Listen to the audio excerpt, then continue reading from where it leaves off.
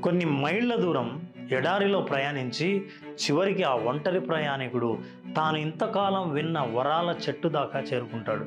అడిగిన వరం ఏదైనా సరే ఇచ్చే ఆ చెట్టు కింద అలసిపోయి కూర్చున్నాడు. సరే, ఇది వరాల చెట్టో కాదో పరీక్షిద్దామని ఈ చెట్టు అప్పుడే వండినట్టుగా వేడి పదార్థాలన్నీ అతని ముందు ప్రత్యక్షమయ్యాయి. అవును, ఎవరూ లేరు, ఇన్ని పదార్థాలు ఎలా వచ్చాయి? భోజనమే వచ్చినప్పుడు మంచినీళ్లు కూడా రావాలిగా, మరి నాకు దప్పిక కూడా వేస్తోందే అనుకున్నాడు. వెంటనే కళ్ళెదురుగానే కుండ నిండా చల్లటి నీళ్లు ప్రత్యక్షమయ్యాయి. సుష్టుగా భోంచేశాడు. కడుపు నిండింది. కాసేపైనా ఈ చెట్టు కింద నిద్రపోవటానికి మంచి ఊయల ఉంటే బావుండు అని అనుకోవడమే ఆలస్యం. చెట్టు వేర్లతో తయారు చేయబడిన ఊయల వేలాడింది. ఊయల్లో కూర్చొని హాయిగా ఊరమృగాలు ఉంటాయా అనుకున్నాడు. అనుకున్నదే తడవు. అతని ముందుకు ఒక సింహం నడుచుకుంటూ వచ్చి నిలబడింది. అలాగే చూస్తూ ఉంది. ఇతనికి భయమేసింది. అది కదలలేదు. ఇది తప్పకుండా నన్ను తినేటట్టుందే అనుకున్నాడు. అన్నంత పని చేసింది ఆ సింహం. మీ ఆలోచనలే మీ జీవితం.